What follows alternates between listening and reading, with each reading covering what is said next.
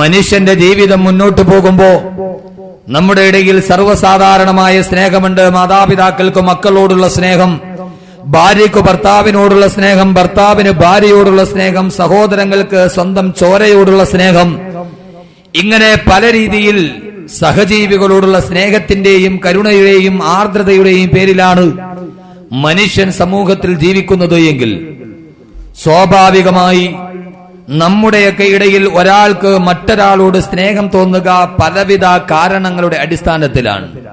മൊത്തത്തിൽ പറഞ്ഞാൽ ഏതാണ്ട് 4 സ്വഭാവ സവിശേഷതകളുടെ 4 ഗുണങ്ങളുടെ കാരണത്താലാണ് ഒരിക്കൽ ഒരാൾക്ക് മറ്റൊരാളോട് സ്നേഹം തോന്നുക. ഒന്നുകിൽ സൗന്ദര്യം, അല്ലെങ്കിൽ അവന്റെ വ്യക്തിത്വം, ധീരത, തിരിച്ച് അവർക്ക് നമ്മളോടുള്ള സ്നേഹം. ഇങ്ങനെയുള്ള 4 ഗുണങ്ങളുടെ അടിസ്ഥാനത്തിലാണ് ഒരാൾക്ക് മറ്റൊരാളോട് സാധാരണയായി സ്നേഹമുണ്ടാവുക. നമ്മുടെയൊക്കെ ഇടയിലുള്ള സർവ്വസാധാരണമായ സ്നേഹമാണ് സൗന്ദര്യത്തിന്റെ പേരിലുള്ള സ്നേഹം. നല്ല സൗന്ദര്യമുള്ള, യശസ്സുള്ള മുഖമുള്ള, സൗന്ദര്യ പ്രതീകമായി നാം സ്നേഹത്തെ തന്നെ കൊണ്ടുപോകാറുണ്ട് എന്നത് മനുഷ്യന്റെ പ്രത്യേകതയാണ്. നല്ല സൗന്ദര്യമുള്ള, നല്ല യശസ്സുള്ള, മുഖശ്രീയുള്ള ആളുകളെ നാം ആരാധിക്കുന്നതും അവരെ സ്നേഹിക്കുന്നതും. ഉദാഹരണത്തിന് സിനിമാ താരങ്ങളെയും എന്ന് വേണ്ട ബോളിവുഡിന്റെയും ഹോളിവുഡിന്റെയും സിനിമാ താരങ്ങളെയൊക്കെ അതിന്റെ ഫാൻസ് അസോസിയേഷനുകളൊക്കെ ആളുകൾ രൂപീകരിക്കുക അവരുടെ സ്വഭാവത്തിന്റെ എന്നതിനേക്കാളേറെ സൗന്ദര്യത്തിന്റെ അടിസ്ഥാനത്തിലാണ് താരങ്ങളോട് നമുക്ക് ആരാധന തോന്നുന്നതെങ്കിൽ, എന്റെ പ്രിയപ്പെട്ട സഹോദരങ്ങളെ, നമ്മുടെയൊക്കെ മലയാളക്കരയുടെ മെഗാസ്റ്റാറുകൾ അടക്കമുള്ള സൂപ്പർ താരങ്ങളോടുള്ള നമ്മുടെ അഭിനിവേശവും ആരാധനയും ഏതെങ്കിലും ഒരു സിനിമാ താരം ഏതെങ്കിലും ഒരു ഷോപ്പ് ഉദ്ഘാടനം ചെയ്യാൻ വേണ്ടി നമ്മുടെ നഗരത്തിൽ എത്തുന്നു എന്ന് കാണുമ്പോ മണിക്കൂറുകൾക്ക് മുമ്പേ അവരെ ഒരു നോക്ക് കാണുവാനുള്ള ആഗ്രഹത്തോടെ നാം എല്ലാവരും തടിച്ചുകൂടുക അവരുടെ സൗന്ദര്യത്തിനോടുള്ള ആരാധന കാരണത്താലാണെങ്കിൽ, ലോകത്തൊരു മനുഷ്യന് മറ്റൊരാളോട് സ്നേഹം കൂടുന്നത് ഏറ്റവും പ്രധാനപ്പെട്ട കാരണം സൗന്ദര്യമാണ് എങ്കിൽ, സൗന്ദര്യത്തിന്റെ പേരിലാണ് മനസ്സിൽ രൂഢമൂലമാകുന്ന സ്നേഹം നമ്മുടെയൊക്കെ ഇടയിൽ സ്വാഭാവികമായി ഉണ്ടാകുന്നതെങ്കിൽ, സൗന്ദര്യമാണ് ഒരു മനുഷ്യന് മനുഷ്യനോട് തോന്നുന്ന സ്നേഹത്തിന്റെ ഏറ്റവും വലിയ മാനദണ്ഡമെങ്കിൽ, മെഗാസ്റ്റാർ മമ്മൂട്ടിയോടുള്ള നമ്മുടെയൊക്കെ സ്നേഹം 60ാമത്തെ വയസ്സിലും ഒളിമങ്ങാടെ നിൽക്കുന്ന അദ്ദേഹത്തിന്റെ യൗവനത്തെ വെല്ലുന്ന സൗന്ദര്യം കണ്ടിട്ടാണെങ്കിൽ, ഞാനൊന്ന് ചോദിക്കട്ടെ, സൗന്ദര്യമാണ് സ്നേഹത്തിന്റെ ഏറ്റവും വലിയ മാനദണ്ഡമെങ്കിൽ നമുക്ക് സൗന്ദര്യത്തിന്റെ പേരിൽ നാം ഏറ്റവും കൂടുതൽ സ്നേഹിക്കേണ്ടത് ആരെയാ?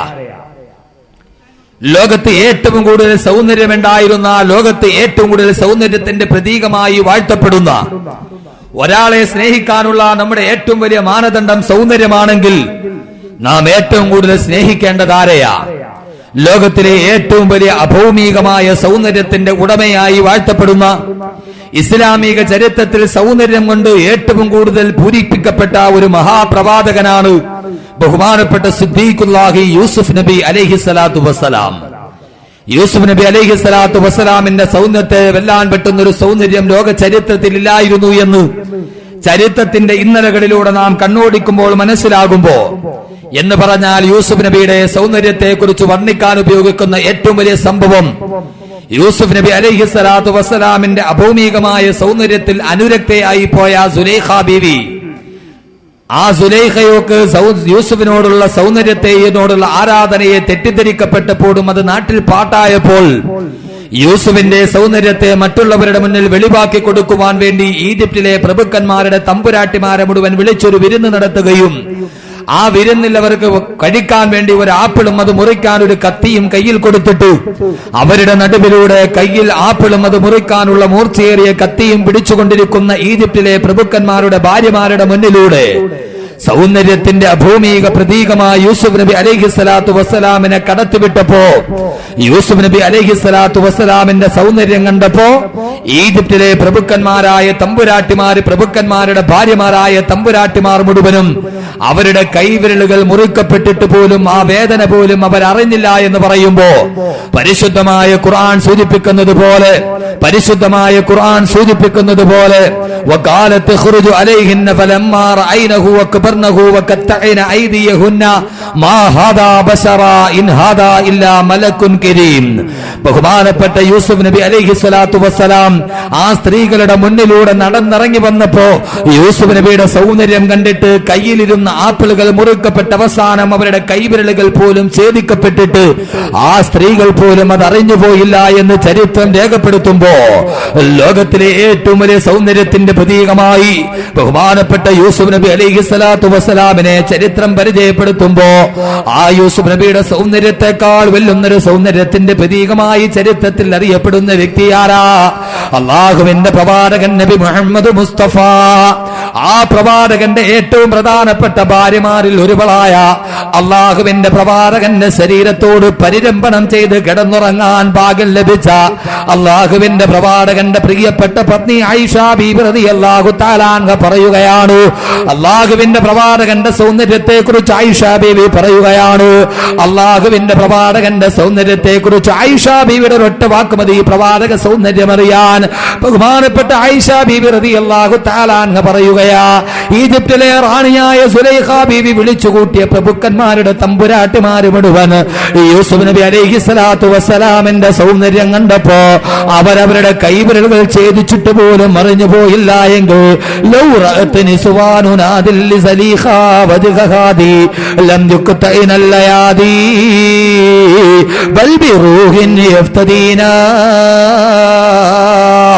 ബഹുമാനപ്പെട്ട ആയിഷ ബീബി പറയുകയാ, ഈജിപ്തിലെ സുലൈഖ വിളിച്ചുകൂട്ടിയ തമ്പുരാട്ടിമാര് മുഴുവനും യൂസുഫ് നബിയുടെ സൗന്ദര്യം കണ്ടപ്പോ അവരുടെ വിരലുകൾ ഛേദിക്കപ്പെട്ടു പോയിട്ടും അവരറിഞ്ഞില്ല എങ്കിൽ ആയിഷ ബീബി പറയുകയാ, എന്റെ പ്രവാചകന്റെ സൗന്ദര്യം എങ്ങാനും അവര് കണ്ടിരുന്നെങ്കിൽ അള്ളാഹുവിന്റെ പ്രവാചകന്റെ ശരീരം പൂർണ്ണമായിട്ട് അവര് കാണണ്ട, പ്രവാചകന്റെ ശരീരത്തിന്റെ മധ്യഭാഗവും അവര് കാണണ്ട, അള്ളാഹുവിന്റെ പ്രവാചകന്റെ മുഖത്തിന്റെ സൗന്ദര്യവും പൂർണ്ണമായിട്ട് അവര് കാണണ്ട. ആയിഷ ബീവി തുടരുകയാണ്, അള്ളാന്റെ പ്രവാചകന്റെ നെറ്റിത്തടത്തിന്റെ മാത്രം സൗന്ദര്യം എങ്ങാനും ആ പെണ്ണുങ്ങൾ കണ്ടിരുന്നെങ്കിൽ, അള്ളാന്റെ ഹബീബിന്റെ നെറ്റിത്തടം എങ്ങാനും ആ പെണ്ണുങ്ങളെങ്ങാനും കണ്ടുപോയിരുന്നെങ്കിൽ ലം യുക്തൈനല്ലയാദീ അവരവരുടെ കൈവിരലുകളെല്ലാം മുറിക്കുക, പിന്നെയോ ബൽബിറൂഹിൻ യഫ്തദീനാ അവരവരുടെ ആ കൈവിരലുകൾ മുറിക്കുന്നതിന് പകരം അള്ളാഹുവിന്റെ പ്രവാചകന്റെ നെറ്റിത്തടത്തിന്റെ സൗന്ദര്യം എങ്ങാനും ആ പെണ്ണുങ്ങളൊന്ന് കണ്ടിരുന്നെങ്കിൽ അവർ ഹൃദയസ്തംഭനം വന്ന് മരിച്ചു പോകുമായിരുന്നുണ്ട്. ബഹുമാനപ്പെട്ട ബീബി ആയിഷ ലോകത്തിലെ ഏറ്റവും പരിശുദ്ധമായ ശരീരത്തോട് ഒട്ടിച്ചേർന്ന് കിടന്നുറങ്ങാൻ ഭാഗ്യം ലഭിച്ച ലോകത്തിലെ ഏറ്റവും വലിയ ഭാഗ്യവതിയായ പെണ്ണേ ബീവി ആയിഷ. ആയിഷ ബീവി പറയുകയാ, അള്ളാഹുവിന്റെ പ്രവാചകന്റെ ശരീരത്തിന്റെ സൗന്ദര്യം പൂർണ്ണമായിട്ട് കാണണ്ട, ഓ പ്രവാചകന്റെ നെറ്റിത്തടമെങ്ങാനും ഒന്ന് കണ്ടിരുന്നെങ്കിൽ അവര് ഹാർട്ട് അറ്റാക്ക് വന്ന പെണ്ണുങ്ങൾ മരിച്ചു പോകുമായിരുന്നു. അത്രത്തോളം ഒരു മനുഷ്യന് താങ്ങാൻ പോലും കഴിയാത്ത സൗന്ദര്യത്തിന്റെ ഉടമയാണ് അള്ളാന്റെ പ്രവാചകൻ നബി മുഹമ്മദ് മുസ്തഫ. അതുകൊണ്ടല്ലേ ബഹുമാനപ്പെട്ട അബൂബക്കർ സിദ്ദീഖ് റളിയല്ലാഹു തആല അൻഹു ചോദിച്ചത്, യാ റസൂലല്ലാഹ്, അള്ളാഹുവിന്റെ നബിയേ എനിക്ക് അങ്ങേയൊന്ന് കാണണം നബിയേ.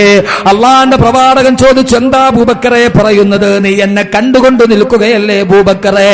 അതല്ല യാ റസൂലല്ലാഹ്, എനിക്ക് അങ്ങേയൊന്ന് കണ്ടേ മതിയാകു നബിയേ. സഹാബാക്കൾ അന്തം വിട്ടന്താളിച്ചു നിൽക്കുകയാ. എന്താ അബൂബക്കർ പറയുന്നത്?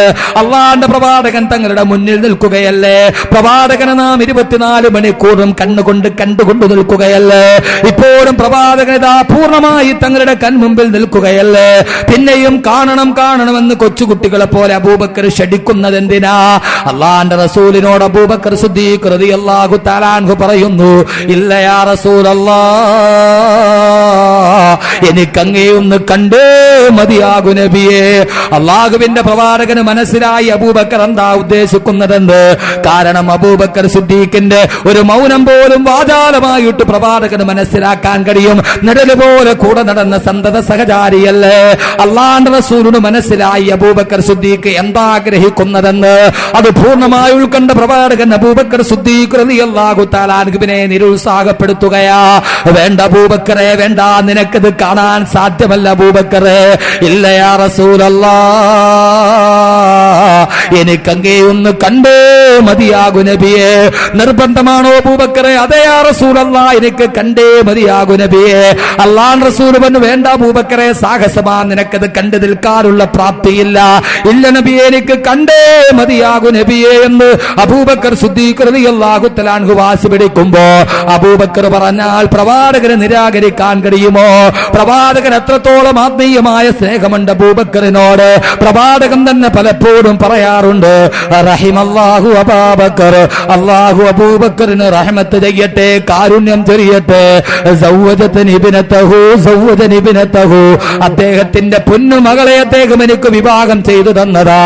മാത്രമോ വസഹിബനി ഫിൽ ഗാർ, ഗുഹയുടെ ഏകാന്തതയിൽ എനിക്ക് കാവലിരുന്ന അബൂബക്കറാണ്. അബൂബക്കർ പറഞ്ഞാൽ പ്രവാചകനെ നിരാകരിക്കാൻ കഴിയുമോ? അല്ലാഹു റസൂൽ അവസാന വട്ടമെന്ന വണ്ണം ചോദിച്ചു, അബൂബക്കറെ നിർബന്ധമാണോ? കണ്ടേ മതിയാകൂ അബൂബക്കറെ. അതേ നബിയെ, കണ്ടേ മതിയാകൂ നബിയെ, എനിക്ക് കണ്ടേ മതിയാകൂ നബിയെ. അല്ലാഹു റസൂൽ പറഞ്ഞു, അബൂബക്കറെ നിർബന്ധമാണെങ്കിൽ. സഹാബാക്കളെല്ലാം അത്ഭുത സ്തബ്ധരായി നിൽക്കുമ്പോ അള്ളാന്റെ റസൂൽ പറയുന്നു, അബൂബക്കറെ നിനക്ക് കണ്ടേ മതിയാകൂ എന്നുണ്ടെങ്കിൽ ഇതാ കണ്ടേ അബൂബക്കറെ എന്ന് പറഞ്ഞ് അള്ളാന്റെ റസൂൽ തന്റെ നിസാലത്തിന്റെ നെഞ്ചകത്തിന്റെ ഭാഗത്ത് നിന്ന് പ്രവാചകന്റെ കമീസങ്ങ് മാറ്റിക്കടിയുമ്പോ, മൂടപ്പെട്ട പ്രവാചകന്റെ നെഞ്ചിന്റെ ഭാഗത്ത് നിന്ന് പ്രവാചകന്റെ കമീസങ്ങ് മാറ്റിക്കടിയുമ്പോ സൂര്യനെ പോലെ പ്രോജ്വലമായി പ്രശോഭിക്കുന്ന പ്രവാചകന്റെ തിരുനെഞ്ചിന്റെ ഭാഗത്ത് നിന്ന് സൂര്യനേക്കാൾ വെല്ലുന്ന പ്രവാചകന്റെ നിസാലത്തിന്റെ നെഞ്ചിന്റെ പ്രകാശമുണ്ടല്ലോ. കശംസി തൽഹറൂൽ ഐനൈനി മിൻ ബോദി സഗീറതൻ വതുകിൽ ലുതർഫ മിൻ നമീമി. കശംസി തൽഹറൂൽ ഐനൈനി മിൻ ബോദി,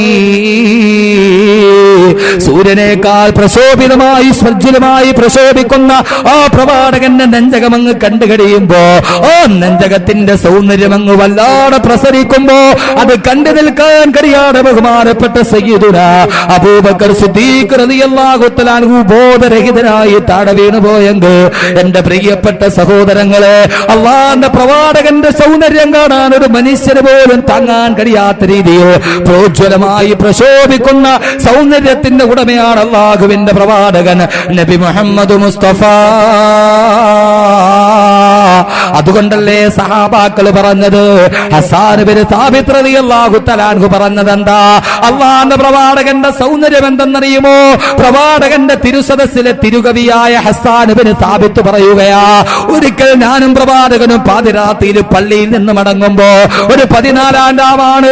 പൗർണമി ചന്ദ്രൻ പുഞ്ചിരി പൊടിച്ചുകൊണ്ട് മാനലോകത്ത് പെട്ടിത്തിളങ്ങി നിൽക്കുന്ന ഒരു 14-ാം രാവില് പൗർണമി ചന്ദ്രനിതാ ആകാശ നീലിമയിൽ മധ്യഭാഗത്ത് ആ പൊന്നമ്പടി ചന്ദ്രക്കല ഒരു വല്ലാത്ത പുഞ്ചിരി പൊടിച്ചു നിൽക്കുന്നത് കാണുമ്പോ എനിക്ക് തോന്നിപ്പോയി, ലോകത്തിലെ ഏറ്റവും കൂടുതൽ സൗന്ദര്യം ഈ പൊന്നമ്പളി ചന്ദ്രക്കല കാണുന്ന ആ ചന്ദ്രന്റെ സൗന്ദര്യം കണ്ടിട്ട് ഞാൻ എന്റെ കൂടെ നടക്കുന്ന എന്റെ ഹബീബിന്റെ മുഖത്തേക്ക് നോക്കിയപ്പോ, അള്ളാഹുവിന്റെ പ്രവാചകന്റെ മുഖത്തേക്ക് നോക്കിയപ്പോ 1000 ചന്ദ്രക്കലകൾ ഈ ഭൂമി ലോകത്തേക്ക് ഒന്നിച്ചു പൊട്ടിവിടരുന്നത് പോലെ എനിക്ക് തോന്നി എന്ന് ബഹുമാനപ്പെട്ട ഹസ്സാൻ ഇബ്നു സാബിത്ത് റളിയല്ലാഹു തആല അൻഹു പറഞ്ഞ, റഅയ്നാ സഫഹതൈ ഖമരി യഫൂഹു സിനാഹുമൽ ഖമറാ.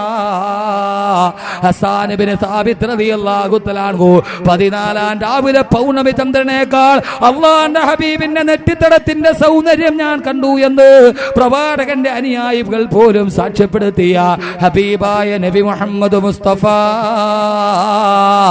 ആയിഷ ബീവിയുടെ വാക്കുകൾ കടമെടുത്തു പറഞ്ഞാൽ, പാതിരാത്രിയിൽ കൂരാക്കൂരിട്ടിൽ ഞങ്ങളുടെ കയ്യിലെങ്ങാനും വസ്ത്രം തയ്ക്കുന്ന സൂചി എങ്ങാനും താഴെ വീണു പോകുമ്പോ അല്ലാഹുവിന്റെ റസൂലിന്റെ ചൂണ്ടുവിരലിന്റെ പ്രകാശത്തിലൂടെ ആ താഴെ കിടക്കുന്ന ഇരുട്ടിൽ കിടക്കുന്ന സൂചി ഞങ്ങൾ എടുക്കുമായിരുന്നെന്ന് കൈവിരലുകൾ പോലും പ്രകാശം കണ്ടു പ്രശോഭിതനായ ലോകത്തിന്റെ സൗന്ദര്യധാമമേ ഹബീബായ നബി മുഹമ്മദ് മുസ്തഫ സല്ലല്ലാഹു അലൈഹി വസല്ലം. ഇനി പറയേ, ലോകത്ത് സൗന്ദര്യം ഏറ്റവും കൂടുതൽ ആർക്കാ? ലോകത്തിലെ സ്നേഹിക്കുന്നതെങ്കിൽ സൗന്ദര്യമാണ് സ്നേഹത്തിന്റെ. മമ്മൂട്ടിയോ? അതെയോ?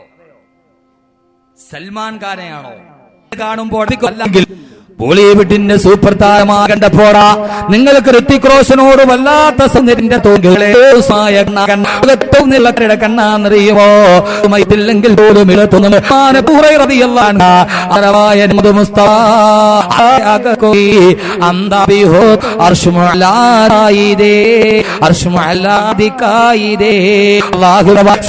പോലും ഇട്ടതുപോലെ തോന്നുമെന്ന് അബൂ ഹുറൈറ റളിയല്ലാഹു തആല അൻഹു പറഞ്ഞ അല്ലാഹുവിന്റെ റസൂലിന്റെ കണ്ണുണ്ടല്ലോ, ആ കണ്ണിനേക്കാൾ സൗന്ദര്യത്തെ വെല്ലുന്ന ഏത് കണ്ണാ ലോകത്ത് നമുക്ക് കാണാൻ കഴിയുക?